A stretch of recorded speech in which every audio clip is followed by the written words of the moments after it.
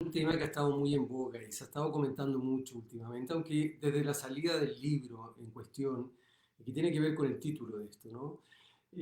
¿Por qué fracasan las naciones? Y ahí, como saben ustedes, James Robinson y Daron Acemoglu, dos investigadores, economistas, desarrollaron esta teoría que explica, a diferencia de los esfuerzos anteriores de izquierda a derecha, etcétera, de otros modelos, de otras formas de entenderlo, que explican el devenir de las naciones y las decisiones que se toman y qué efecto tienen, basado en cuál inclusivo o extractivo son los modelos de instituciones que se crearon. Es decir, con el devenir de la humanidad, ¿no es cierto?, ciertos modelos eh, y ciertos tipos de culturas fueron adquiriendo modelos o extractivos o inclusivos. Y básicamente es eso lo que quisiera repasar con ustedes, porque tiene que ver con también la lectura de las estrategias y mucho tiene que ver con cuáles son esas oportunidades. Pero eh, sí, decir que primero que nada, ¿Por qué fracasan las naciones? Es un libro que salió en el año 2012.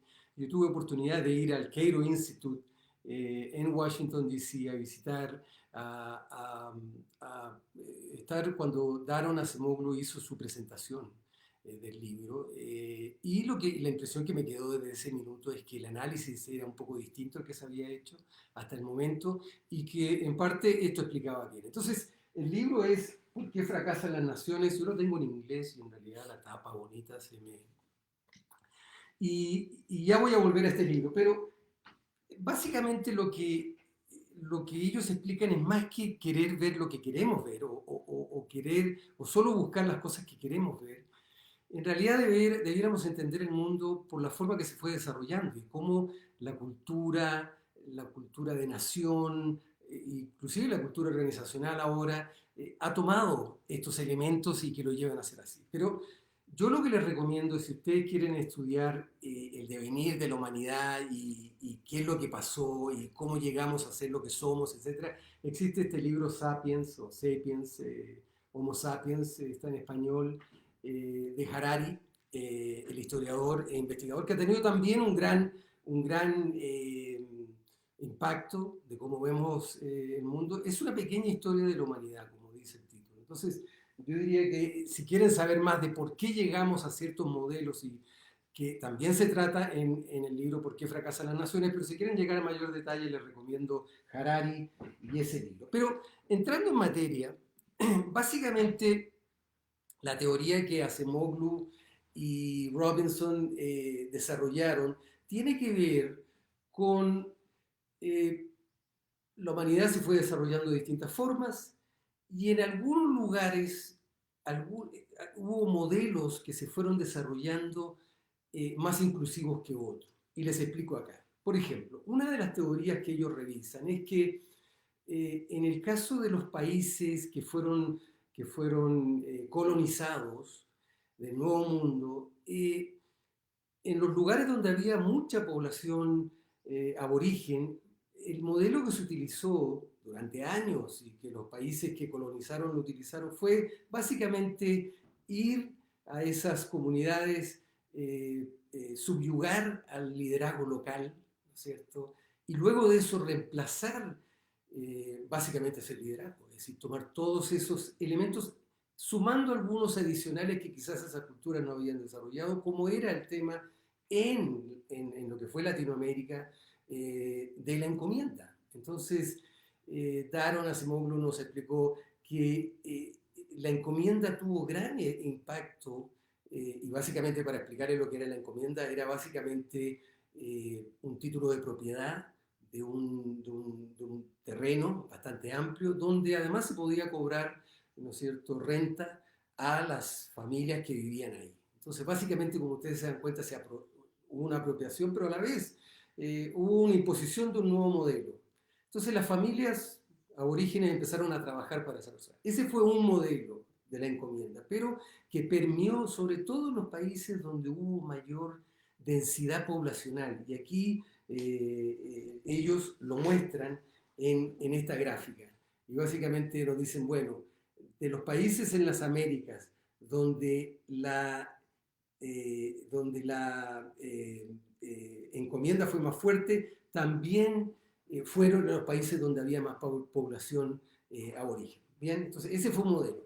En los países donde no hubo ese modelo, hubo otro modelo que fue el de entregar las tierras para que el productor, entonces en los casos, por ejemplo, de países donde ahí el productor era la persona que le iba a pagar el tributo al dueño de la tierra, ¿bien? Iba a tener que producir esa tierra. Entonces, digamos que estos dos modelos, uno produjo instituciones distintas, instituciones extractivas, como es el de la encomienda, en donde todas las instituciones que fuimos creando, inclusive después de la independencia, tuvieron ese mismo modelo cultural, que es extractivo, entonces ahí está el clasismo, están muchas de esas formas que se fue representando en nuestra vida diaria y por ende yo diría que tuvo un gran impacto porque también Latinoamérica es la zona con menor integración y con mayor inequidad económica, ¿no es cierto?, en el mundo. Entonces,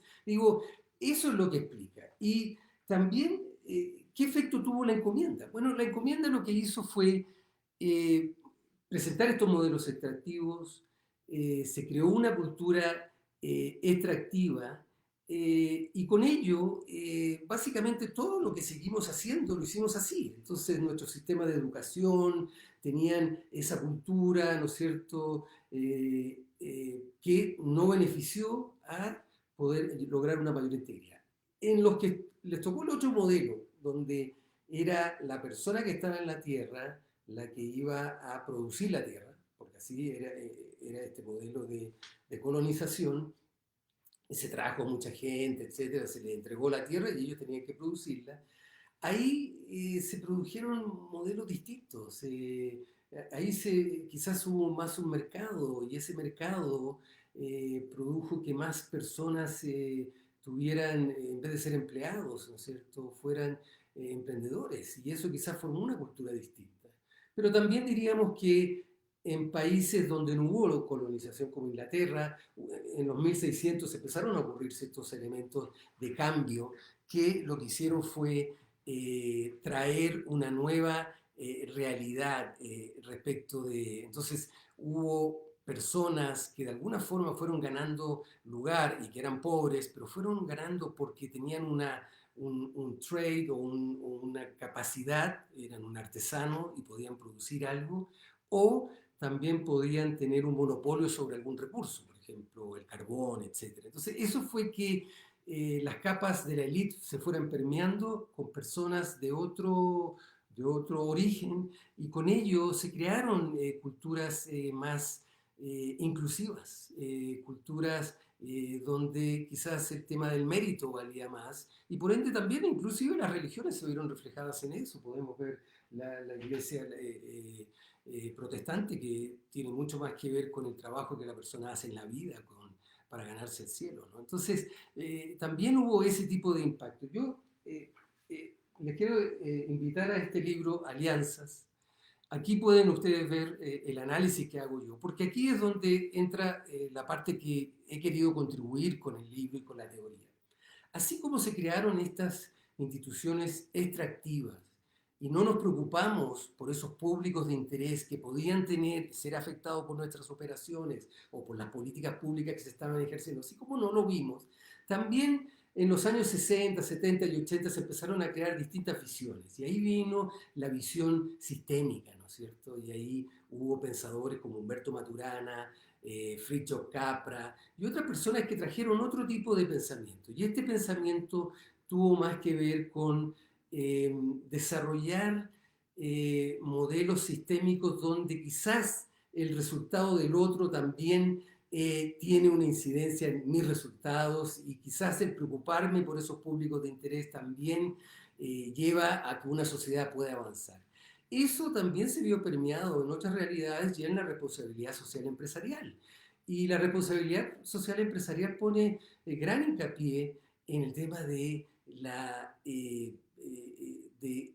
la ubicación o el mapeo de esos públicos de interés. Es decir, cómo yo voy y tengo una operación en un territorio y cómo puedo tener una evaluación de cuál es el impacto positivo o negativo en lo social, en lo ambiental, en lo económico, por mis operaciones que están ahí. Entonces, ese conocimiento es el que estamos aplicando en este libro, Alianzas, porque ahí lo que digo yo es que, ok, está bien, tenemos esa situación, pero hay algo bastante simple que es la aplicación de mapas de públicos de interés, la representatividad, y aquí lo podemos ver en el eje, ¿no es cierto?, vertical, podemos ver la representación. Y en el eje horizontal lo que vemos es la norma, cuánto se respetan las normas. Y eso es lo que habla el libro ¿Por qué fracasan las naciones? Porque en los modelos extractivos tampoco hubo no respetamos mucho la norma. En Latinoamérica nos gusta escribir las leyes, pero poco respetarlas. Y en muchos lugares del mundo. Entonces, la norma con la representatividad crean, ¿no es cierto?, entre esos dos ejes, crean la sostenibilidad. Al no tener, por tener modelos extractivos donde no identificábamos esos públicos de interés, al no tenerlo, tampoco podíamos cambiarlo. Ahora, lo que nosotros proponemos es eso, que a través de utilizar estos mapas de públicos de interés y a través de asignar el correcto peso de todas las personas, grupos, etcétera, afectados, podemos crear un producto inclusive mejor. Entonces, y un producto que va a representar a todos, que va a tender a tener a todo el mundo en su mente y por ende va a ser más inclusivo. Entonces, ahora, la solución es fácil, lo difícil es la aplicación, porque requiere de cambio de comportamiento humano y eso es lo más difícil de producir, es decir, es la última milla, ¿no? Cualquier cambio que hicimos, como por ejemplo cuando se empezó esa campaña para usar cinturones de seguridad, fueron muchos años y muchos esfuerzos para que al final las personas hicieran ese pequeño esfuerzo de colocar. El primer esfuerzo fue con los constructores de automóviles, ¿no es cierto?, que pusieran, ¿no es cierto?, un cinturón. Luego vino para que las personas fueran cambiando. Entonces, el cambio de comportamiento no es tan fácil. En el caso de los cinturones de seguridad yo creo que sí se logró.